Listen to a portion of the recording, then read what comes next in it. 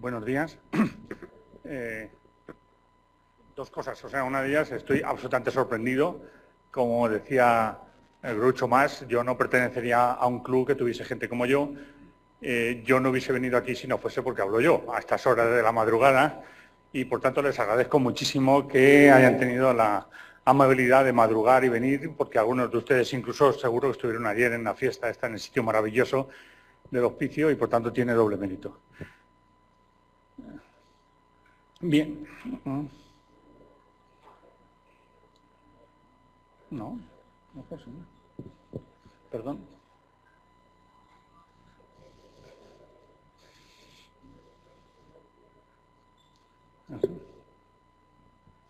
Bien, vamos a dedicar los próximos 30 minutos a hablar de la desconexión de la ventilación mecánica. Dice, ¿por qué es importante la desconexión de la ventilación mecánica? Por muchas razones, pero yo creo que la primera es que en un artículo publicado por nuestro grupo en 1994 ya encontramos que el 40% del tiempo total que se dedica a ventilar al paciente, el 40% del tiempo que el paciente está con el ventilador, lo empleamos en quitarle el respirador. Por tanto, cualquier esfuerzo que nosotros hagamos o cualquier esfuerzo que hagan ustedes en el futuro para reducir ese tiempo, es obvio que va a tener una gran repercusión sobre el tiempo total de desconexión de la ventilación mecánica. Este dato, que digamos ha sido repetido en muchas publicaciones, porque era la primera vez que ha aparecido nosotros en un artículo publicado en el JAMA de un estudio muy grande en el que participaron muchas unidades de cuidados intensivos de México, encontramos otra vez que el 40%, se repetía el dato que 10 años antes habíamos encontrado de que el 40% del tiempo total de ventilación mecánica se dedica a desconectar al paciente de la ventilación mecánica.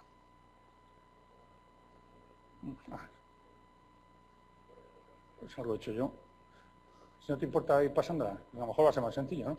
Vale, entonces, otro dato histórico también, en ese mismo estudio, lo que nosotros hicimos es analizar cómo se desconectaba a los pacientes de la ventilación mecánica.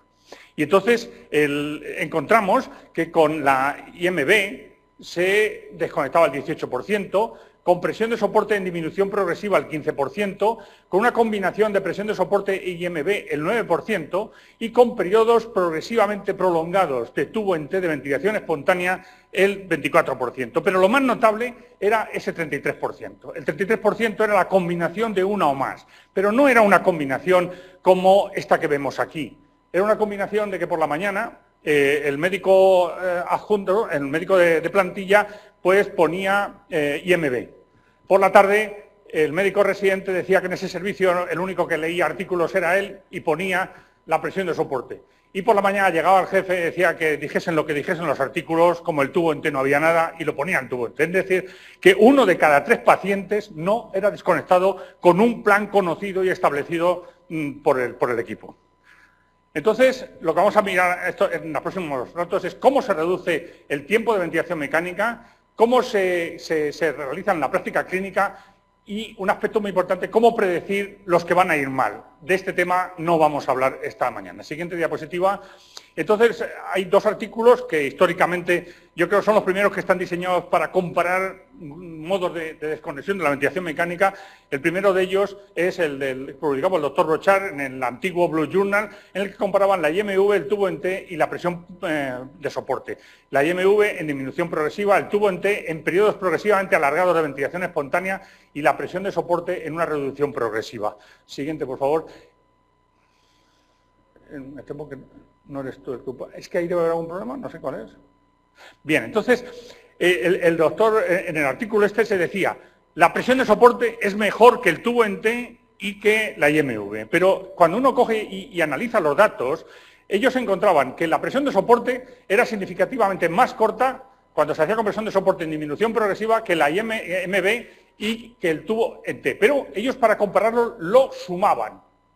Y entonces sí que era diferente. Pero cuando comparamos la presión de soporte con la IMB, es verdad que era mejor la presión de soporte, o dicho de otra manera, era peor la IMB. Pero cuando comparábamos la presión de soporte con el tubo en T, la diferencia no era significativa. Siguiente. Entonces, bueno, pues muy poco después, nosotros publicamos un estudio en el New England en el que comparábamos los 3 modos que había utilizado el grupo de Laurent Brochard y además le añadíamos uno, que era el hacer una prueba diaria única de ventilación espontánea.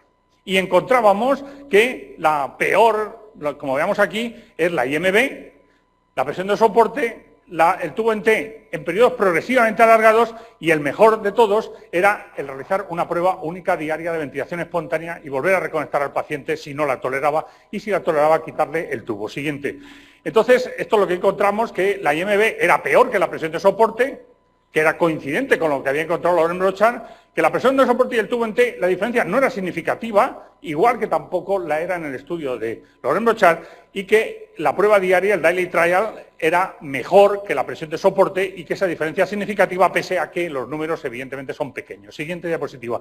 Entonces, durante mucho tiempo, incluso yo tuve la oportunidad de empezar una amistad con el doctor Brochard, porque una de las cosas divertidas eran ponernos a los dos en un PROCON a discutir presión de soporte, tubo en T. Entonces, claro, naturalmente se sabía de memoria mi artículo y las debilidades de mi artículo, y yo también las del suyo. Pero en la práctica no eran diferentes lo que hacíamos, lo que hemos encontrado el uno y el otro. Fíjense un poco, en el estudio de Laurent Brochard, la IMB es el peor. En el nuestro, la IMB es el peor, claramente. En el estudio de Laurent Brochard no hay diferencia significativa entre la presión de soporte y el tubo en T. Y en el nuestro tampoco. Y solo nosotros hemos probado la prueba única diaria y nos ha resultado que es la mejor, la que acelera más la desconexión de la ventilación mecánica. Por tanto, y van a oírme muchas recomendaciones, se supone que en un curso como este es bueno que yo haga recomendaciones, luego ustedes hacen con las recomendaciones lo que mejor les parezca, yo no voy a estar presente el lunes en sus unidades de cuidados intensivos, pero la IMB no se debe usar para hacer la desconexión de la ventilación mecánica, porque es el peor sistema que hay, y es el peor sistema en los dos únicos estudios en que de un modo randomizado lo han analizado. Nosotros, en nuestros respiradores, en las unidades, tenemos IMB, y no lo hemos quitado por dos razones. Una, porque es carísimo quitar eso de un respirador, lo dejas y arreglado. Y la segunda, porque uno no pierde nunca la esperanza de que haya que someter a ventilación mecánica al director del hospital. Pero si no es el director del hospital, si es un ciudadano normal, nunca le ponemos IMB. Siguiente, por favor. Entonces, bueno, digamos, resumen, el único estudio que compara la prueba única diaria con, un test de ventilación espontánea se ha mostrado como el método más eficaz. Una prueba única diaria de ventilación espontánea y dejar al enfermo, si no lo tolera, en reposo 24 horas, es el mejor método para que se recupere muscularmente y no termine con fatiga muscular. Sobre esto hay un estudio del grupo de Martin Tobin, hecho en perros, en el que muestra que si se prolonga el test y lo está no tolerando y se vuelve a hacer otro por la tarde, puede el paciente tener, fatiga muscular. Y, el por último es el que menos trabajo da. Siempre entendiendo con que si estamos haciendo el winning de la ventilación mecánica, hay que estar con el enfermo, o la enfermera, o el médico, hay que estar allí. O sea, no vale con decir, póngale 15 de presión de soporte y te vas a comer, y cuando subes dices, ¿qué tal va el enfermo? Regular, y tal. Entonces, eso no es el winning, esto es... Entonces, sin embargo, sí que puede uno, luego veremos, estar 2 horas, o como veremos luego, media hora, vigilando al enfermo, más o menos directamente. Si lo tolera, le quito el tubo, si no lo tolera, le reconecto, y a mañana, que esta noche duerma, que descanse, y que mañana estará en condiciones de hacer una nueva prueba. Eso no lo ofrece ningún otro método, solo lo ofrece la prueba única de ventilación espontánea. Si lo comparamos con otros métodos mal utilizados, entonces a lo mejor sí que tiene la misma carga de trabajo. Pero fíjense que estuviésemos en 2 salas en este momento, si hubiese 2 salas de 2 conferencias, y en una estuviesen hablando del winning difícil, y el otro del winning fácil, estoy seguro que si yo era del winning fácil, yo me había quedado solo, porque lo que interesa a la gente es el winning difícil. Pero fíjense que en todos los estudios, en el de Brochard, el nuestro y en otros muchos más, el 80% de los pacientes que están ventilados más de 24 o 48 horas, le ponemos a respirar espontáneamente con un tubo en T y lo toleran, le quitamos el tubo y fuera, a la primera. Y solo hay un 20% que va a tener dificultades, que vamos a probar con otro método, que vamos a probar al día siguiente, que es lo que podríamos llamar winning difícil. Pero fíjense una cosa tan sencilla como que si nosotros en los fáciles, en los que yo digo que estaría solo hablando, reducimos un solo día la desconexión de la ventilación mecánica, tiene tanta importancia como reducir 4 días en los difíciles. Por aquello de 1 por 80 es igual que 4 por 20. Y entonces dice, si ningún método ha mostrado ventajas de 4 días, con lo cual presten ustedes atención al 80%, que es muy importante. ¿Cómo hacen el 80%? También como hacen el 20%, pero no desprecien de ninguna manera los fáciles, porque de hacer bien los fáciles va a tener camas libres, acortar tiempo de ventilación mecánica, van a acortar los costos y van a acortar índice de ocupación, siempre tan problemático en una unidad de cuidados intensivos. Entonces, cuando nosotros llegamos a esa conclusión, ¿qué teníamos pendiente? Dice, el método para hacer el test de ventilación espontánea, ¿cómo se hace? ¿Cuánto debe durar el test de ventilación espontánea antes que nosotros tomemos la decisión de reconectarle o de quitarle el tubo? Y, por último, predecir qué pacientes van a requerir reintubación. Siguiente. Entonces, digamos, cuando se hacía, la hipótesis era que hacer el test de ventilación espontánea dejando al enfermo respirar a través de un tubo de 32 centímetros y de 8 milímetros de diámetro. Yo siempre cuento que en las películas estas del oeste antiguas, el bueno, cuando se escapa, se mete debajo del agua, corta una caña de eso y se pone a respirar, mientras los malos, que siempre suelen ser bastante tontos, dan vueltas por allí y no la encuentran. Hombre, el lunes, si quieren, cuando vuelvan a sus unidades, cojan un tubo del 7, se lo colocan, cierran la nariz y a ver cuánto tiempo aguantan respirando. Porque eso es un trabajo respiratorio importante. Y, por tanto, el hacer el test con un tubo en T, aparentemente iba a tener menos sensibilidad, es decir, que muchos enfermos que van a tener más fallos durante el test de ventilación espontánea, pero va a ser más específico, es decir, el que lo pasa es que está bien. Y, por tanto, tiene muchas posibilidades de que lo tubemos con éxito. Sin embargo, ponerle una ayudita para que respire a través de ese tubo con una presión de soporte de 7 iba a ser menos sensible, porque iba a tener menos fracasos durante el test, iba a ser más sensible, pero va a ser menos específico. Es decir, van a tener unos pacientes que con ayuda les puedo quitar el tubo, pero luego van a fracasar. Siguiente. Bueno, pues con esa hipótesis hicimos un estudio que está publicado en el Blue Journal en el 97, haciendo con tubo en T y con presión de soporte de 7 centímetros durante 2 horas. Bueno, pues extubados con éxito, que es extubado y no requiere reintubación en las siguientes 48 horas, no hay diferencia entre los dos métodos y el porcentaje de reintubados tampoco es diferente. Con lo cual, contestación a la primera pregunta, es lo mismo que lo haga con presión de soporte de 7 que con tubo en T. No hay diferencias para el paciente. En términos de extubados con éxito, que es el outcome de interés. Siguiente diapositiva. Este estudio, digamos un poco, presión de soporte de 7... Pasa al siguiente, está mal puesta esa diapositiva. Por favor, gracias.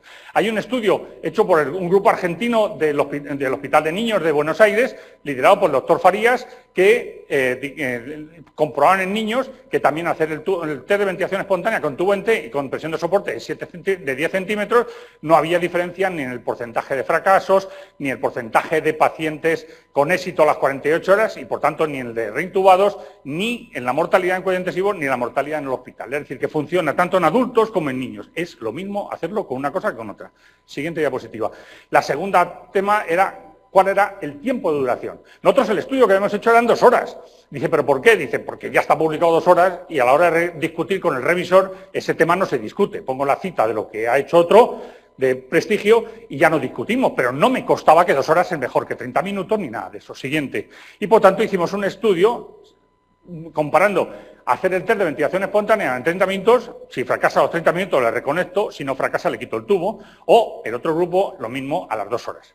Y nos encontramos con que no hay diferencias, ni en los extubados con éxito, es decir, los que permanecen 48 horas después de la extubación, ni el porcentaje de reintubaciones, ni incluso en los que fracasan durante el test de ventilación espontánea.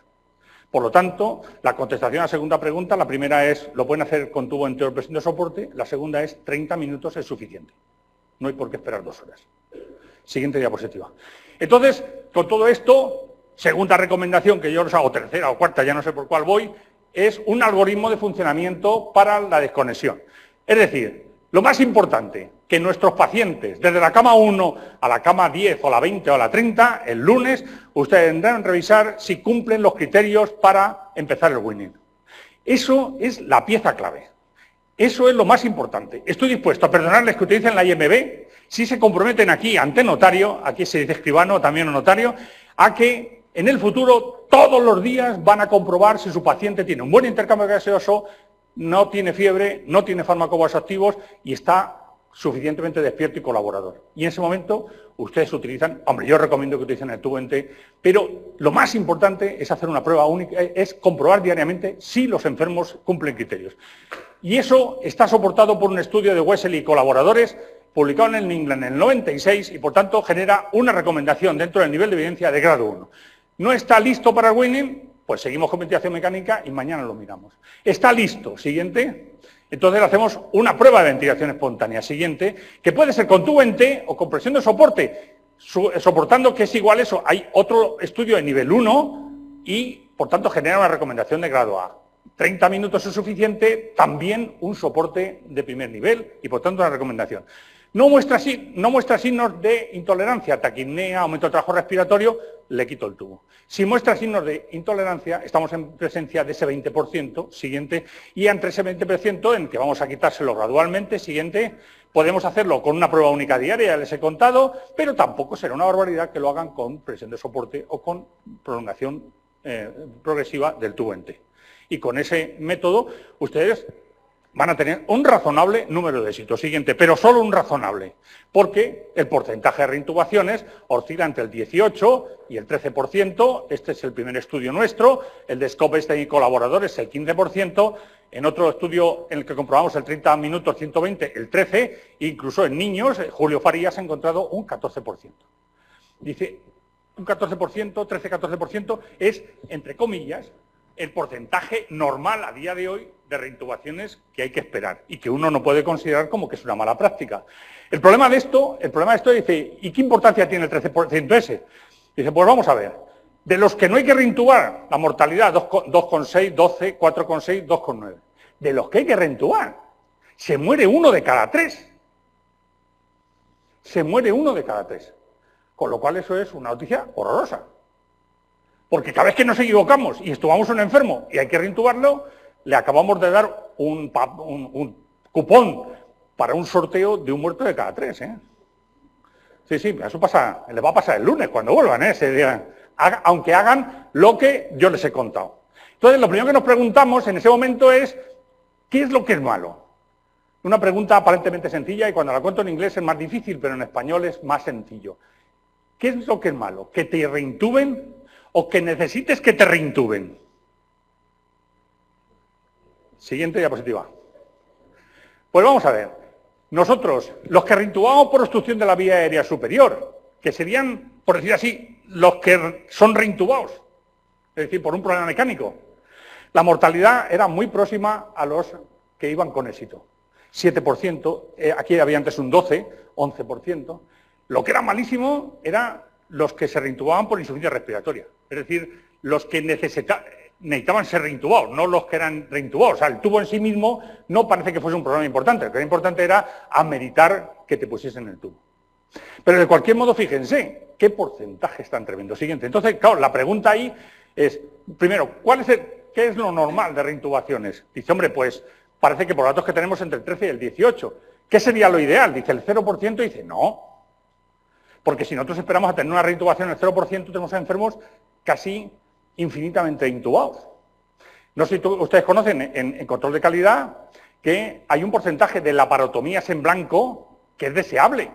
Porque si uno tiene un 10, un 12% de laparotomías en blanco, hombre, pues son disgustos porque le haces una laparotomía a un enfermo que no hacía falta. Pero si tú aspiras a tener un 2%, es que estás mandando peritonitis a casa, que va a ser mucho peor. O sea que probablemente yo no sé si el 8 o el 10% sería un ideal de reintubaciones, porque algo de reintubaciones tenemos que tener, si no hay que pagar unas intubaciones muy prolongadas. Siguiente diapositiva.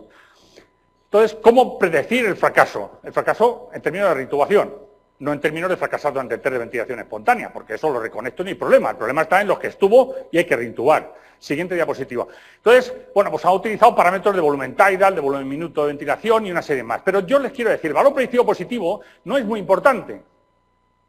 Lo que es importante es el valor predictivo negativo, es decir, cuánto nos equivocamos, los estubamos, hay que reintubarlos. Y el valor predictivo negativo, el único estudio que tiene un porcentaje cercano a la unidad, que sería el ideal, es el estudio clásico de Janny-Tobin. Pero los demás, algunos son penosos, pero por lo menos hay un 20 o un 30% en que no sé lo que va a pasar y por tanto no predice bien. Siguiente. Y eso, en la presión inspiratoria máxima, fíjense que en el índice de Janny-Tobin sí que es el 1.0, pero los otros, en el mejor de los casos, es el 50% que se dice en estadística que es como echar una moneda al aire. Siguiente diapositiva. Y entonces, el mejor de todos los parámetros es el de Janny-Tobin, por la sencillez y por los resultados de los estudios clásicos, y entonces en el estudio de Janny-Tobin, el valor predictivo positivo 0,78, pero sobre todo un valor predictivo negativo excelente, 0,95, pero ya no ha vuelto a encontrarlo nadie más. Este estudio de Monsenifar y colaboradores es que son 3 pacientes de 3. Pero el resto, en el estudio de Lee, de Epstein, de Sassoon, todos están muy lejos de los datos iniciales. Siguiente diapositiva. Y aquí ocurre lo mismo, 0,28, 0,44, 0,66, 0,68, y la media de todos es un aceptable valor predictivo positivo y un inaceptable valor predictivo negativo. Con lo cual, con eso en la mano, ustedes no mejoran su capacidad de predicción. Siguiente diapositiva. Nosotros lo que hicimos fue coger nuestra enorme base de datos y tratar de analizar a ver qué pasaba entre los que se reintubaban y los que no. Y fíjense, aquí tenemos tres grupos. Los que van con éxito y no son reintubados, los reintubados y los que fracasan durante el test de ventilación espontánea. Y miramos la edad, el SAPS, los días, la PAFI, la frecuencia respiratoria, una serie de parámetros. Y todos eran significativos, había diferencias significativas. Dice, buenas noticias. Dice, pues no. Porque aquí hay un grupo que no me interesa a estos efectos nada, que es el que va bien. Los que me interesan son los que estuvo y hay que reintubar, o los que los que estuvo y no hay que reintubar, perdón, el grupo que no me interesa nada es el que fracasa durante el test de ventilación espontánea, porque ese ya les digo, reconecto y mañana. El problema es el que tomo la decisión de estubar. Cuando quito este grupo, siguiente por favor, pues fíjese lo que pasa con las PES. No hay diferencias significativas en ningún parámetro entre los que estuvo y van bien y los que estuvo y hay que reintubar. El único que es... el único... Para adelante, por favor. Para adelante. Pero he sido yo, me parece a mí. Siguiente.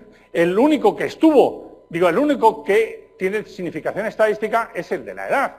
Y aunque estamos haciendo esfuerzos inauditos, todavía en España no hemos conseguido modificar la edad de nuestros pacientes. Por lo tanto, es lo único que no nos importa nada. Lo demás sí, pero la edad, ¿no? Que yo sepa, no sé si a ustedes les trasladan, siempre contamos un poco la anécdota que nos trasladan un enfermo desde otro hospital y habitualmente envejece muchísimo en el traslado. O sea, un enfermo que tenía 60 años, cuando llega tiene 78. Se les ha hecho un lío. Pero salvo esos casos, no tenemos ninguna posibilidad. Siguiente. Lo que nosotros hicimos fue, como teníamos, perdona, porque... espera, no, estamos compitiendo ahora tú y yo. Eso, perdón. Lo que sí hicimos es, como teníamos el seguimiento cada 15 minutos durante las 2 horas de los test de ventilación espontánea, teníamos información, por ejemplo, de la frecuencia respiratoria. Y fíjense, a ver si durante el test de ventilación espontánea se comportaban diferentes. Tenemos los de color verde, que son los que fracasan durante el test de ventilación espontánea. Que claro, ya aquí ya no ha fracasado ninguno, ya todos los que tenían que fracasar son antes. Pero fíjense que desde el minuto 15 ya son diferentes. El problema es que esto no nos interesa. Lo que nos interesa son o los cuadrados amarillos, que son los que llegan aquí, los estuvo, y en las siguientes 48 horas los tengo que volver a reintubar, y los del el triángulo rojo, que son los que estuvo y no hay que reintubarlos. Y fíjense que se superponen. No hay manera, hasta el último momento se comportan igual. Otro fracaso. Siguiente. Entonces, en ese momento nos planteamos, dice, bueno, con factores anteriores de estos clásicos no podemos predecir. ¿Cómo lo podemos hacer? Dice, bueno, pues una posibilidad es ver si el enfermo es que tiene insuficiencia cardíaca, cuando le pongo a ventilar espontáneamente hace fracaso cardíaco, si el enfermo está demasiado sedado, y aunque está despierto, pero como nos pasa a nosotros, nos llaman a las 3 de la mañana, despertamos, decimos el número del pasaporte, cuántos hijos tenemos, todas esas cosas, y dices, un test perfecto, colgas el teléfono y te duermes otra vez. O sea, quiere decir que nuestros enfermos les pueden llamar, te pueden decir cómo se llaman, pero no están en condiciones de mantener ese nivel de alerta durante tiempo. Y por último, es posible que el enfermo tenga una infección, a quitar el tubo en las siguientes 24 o 48 horas, aumenta las secreciones, aumenta la infección. Entonces, siguiente, esto es lo que nosotros planteamos. Y entonces intentamos ver el fracaso cardíaco, no poniéndole un SWAN a todos los enfermos, sino por la historia de SOP, por el infarto de miocardio, o por el balance de líquidos, siguiente, o por la infección, exacerbación de una enfermedad subyacente de infección, o por último, por la sedación, medido en términos de dosis total administrada o del momento de la última dosis en relación al día que tomamos la decisión de extubarlo. Siguiente.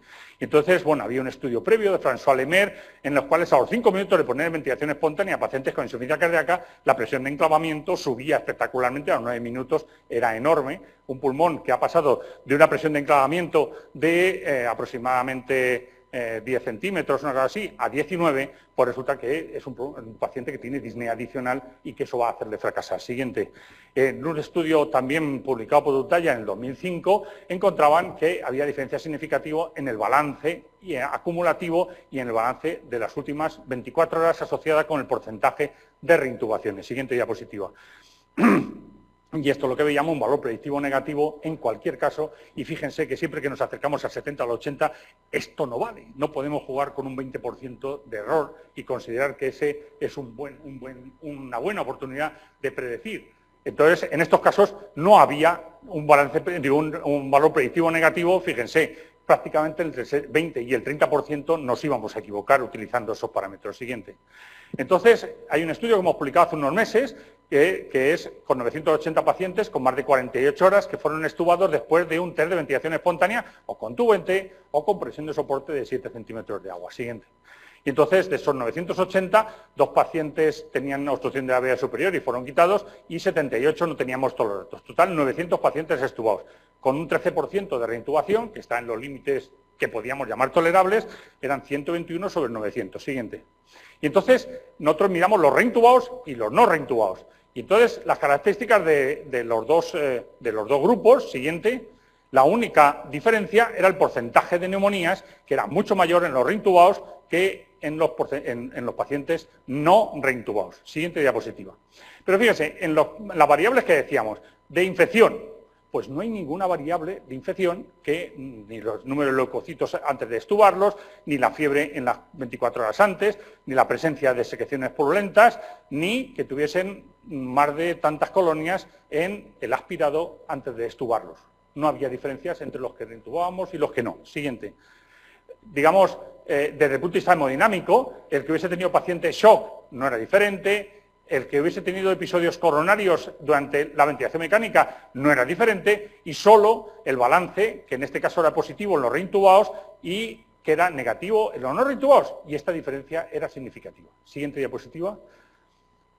Entonces, en cuanto a sedantes, tampoco, salvo el índice de Jani-Tobin, que sí que era diferente, pero estaba lejos del 104, estaba en 50-45 el punto de corte. Pero los temas estos de colaboración del paciente no eran diferentes. Siguiente, le estoy contando la historia de un fracaso tras otro en un intento de predecir qué pacientes van a ir mal. Si en un método que se llama particiones recursivas, siguiente, y se ve cuál es la variable que mejor diferencia una cosa de otra, frecuencia respiratoria, el índice de Jani-Tobin con un punto de corte de 75, siguiente, el grupo que tiene menos de 75 se reintuba al 11%, el que tiene más de 75 el 18%. Dentro de este grupo lo que divide es tener o no tener la neumonía como motivo de inicio de la ventilación mecánica, es decir, una infección. Siguiente. Y los que no, 9,5, y los que sí, 17. Y en el grupo que va peor, que es el de más de 75 de índice de Jani-Tobin, siguiente, el criterio que diferencia es el balance positivo, siguiente. El que no tiene balance positivo, 13%, y el que tiene balance positivo, el 24%. Con estos grupos, lo que nosotros hacemos es decir, un grupo que sí tenga balance positivo y que tuviese más de 75, sería un grupo, otro el que no tiene balance positivo y tuvo más de 75, otro grupo, y así, partiendo de la periferia, tenemos subgrupos de pacientes. Siguiente, que son pacientes que tienen un índice de Jani-Tobin de menos de 75 y no tenía neumonía como motivo de ventilación mecánica. Porcentaje de reintubaciones, el 10%, bajito. Siguiente. El grupo que tenía un Jani-Tobin mayor de 75 y tenía un balance de líquidos negativo, porcentaje de reintubaciones, un 13%. Siguiente. El grupo que tenía menos de 75, pero la neumonía era el motivo de iniciar la ventilación mecánica, un 17%. Y por último, el grupo con mal Jani-Tobin, entendiendo por malo más y menos de 75, no más y menos de 105, y había hecho balance positivo, un 24%. Dice, hombre, visto así, bien, dice, pero a mí ¿para qué me sirven unos criterios que me predicen el 24% de reintubaciones? Yo quiero los criterios que me predican el 90% de reintubaciones, y si no, no lo puedo usar, o no me es útil. O sea, si yo no tengo seguridad de que cuando tiene esto y esto y esto, ojo, que va a ser reintubado en el 80, el 90 o el 100% de los casos, que me serviría para decir, quieto, este no lo extubamos por ahora, a mí no me sirve para nada. Cuando yo pedido el 24, esto es nada. Siguiente diapositiva. Por tanto, y esta es la última recomendación en que yo les hago, fíjense, tenemos el paciente con ventilación mecánica, siguiente diapositiva, y consideramos que cumple criterios para empezar el WIN, que es lo que yo les decía, que revisen todos los días. Esos criterios que ninguno ha sido comprobado con estudios, pero que todo el mundo los usamos, que son el que tenga una evolución favorable de la enfermedad subyacente, es decir, difícil de describir, que el enfermo vaya bien en general y tal, que no tenga fiebre, que no tenga anemia, medido por una hemoglobina de 10 o de 8, si hacemos caso del estudio de los canadienses, que no necesite fármacos vasoactivos, que esté despierto, que tenga un Glasgow con tubo de 11, que esto es estar despierto del todo, y que tenga un intercambio gaseoso bueno medido por una relación PaO2, FiO2 mayor de 200. Si el paciente cumple esos criterios, el paciente está listo para que ustedes empiecen una maniobra de desconexión de la ventilación mecánica. Siguiente. Pero si ustedes creen en los índices predictivos, ustedes le van a medir los índices predictivos y van a medir la frecuencia respiratoria, volumen tidal, la capacidad de generar presión negativa o el índice de Janitoin. Se los miden. ¿Qué puede ocurrir? Siguiente. Que el paciente pase con éxito el examen. Cumpla los criterios. ¿Qué hacen ustedes en ese caso? Siguiente. Le ponen a hacer un test de ventilación espontánea. Si lo tolera, le quitan el tubo, y si no lo toleran, hay que reconectarle. Y si no cumple los criterios de Winning, ¿qué hacen ustedes? Siguiente. Pues ponerle a hacer un test de ventilación espontánea, porque estamos manejando los criterios con un índice predictivo bajito, donde tenemos entre un 20, un 30, un 40 o un 50% de error. Por tanto, mi recomendación siguiente es que tengan un paciente con ventilación mecánica, siguiente, que tenga estos criterios. ¿Y para qué le van a medir un índice predictivo? Siguiente, pasen directamente a hacer un test de ventilación espontánea. Si lo tolera, si no muestra criterio de tolerancia, lo estuban. Ya saben que van a tener un 13% y ya saben que se les va a morir uno de cada 3 de ese 13%. Pero por ahora no tenemos mejor recomendación que hacer. Si no lo tolera, le reconectan, le dejan reposar 24 horas, porque nadie que vaya a ir a la próxima Olimpiada para correr los 1500 metros se pone a correr ahora y lo deja el día que llega a Pekín. O sea, que ustedes les hacen correr un ratito, ven cómo van, si todavía no van a la velocidad oportuna, dice, a la vete a casa, descansa, duerme esta noche y mañana vienes a probar otra vez. Que es lo que hay que hacer con el enfermo, porque dejarles hacer un test y tenerlos continuamente en el límite durante las siguientes 24 horas, esto no es razonable desde ningún punto de vista. Siguiente diapositiva. Yo me temo que esto ya lo estaban haciendo ustedes antes de que yo viniese por aquí. Siguiente. Pero ahora con lo que les he contado, estoy seguro que lo van a hacer. Siguiente, pero sin mala conciencia. O sea, es una cosa. Siguiente diapositiva. Vamos a ver, para terminar, le voy a contar en qué estamos investigando en este momento. Yo no sé si vieron este artículo, salió en England en julio de este año, y que se titulaba Un día en la vida de Óscar el gato. Que habían encontrado un gato que vivía en un nursing home y que tenía pacientes con Alzheimer y con patologías crónicas.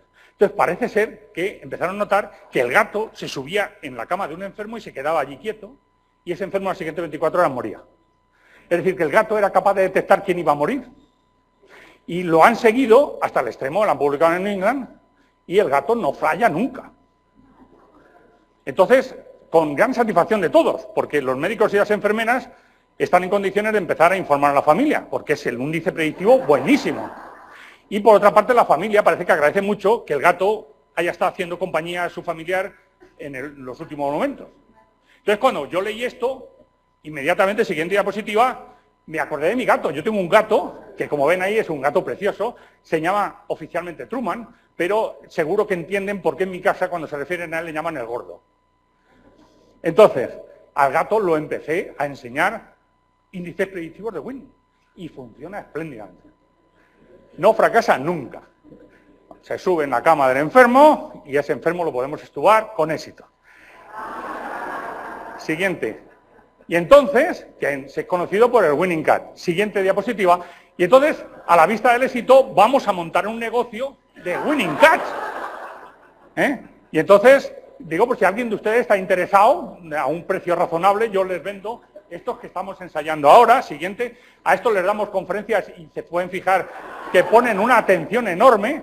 Solo hay uno que teníamos destinados al Winning difícil, siguiente, pero este no hay manera. Al principio pensábamos que iba a ser el gato del Winning difícil, y a la vista del interés que está poniendo, siguiente, lo hemos terminado diciendo que lo que es difícil es un gato difícil, no un gato de Winning difícil. Pero les ofrezco la oportunidad de que me hagan rico y que compren los gatos de mi factoría para detectar y predecir el Winning difícil. Muchas gracias.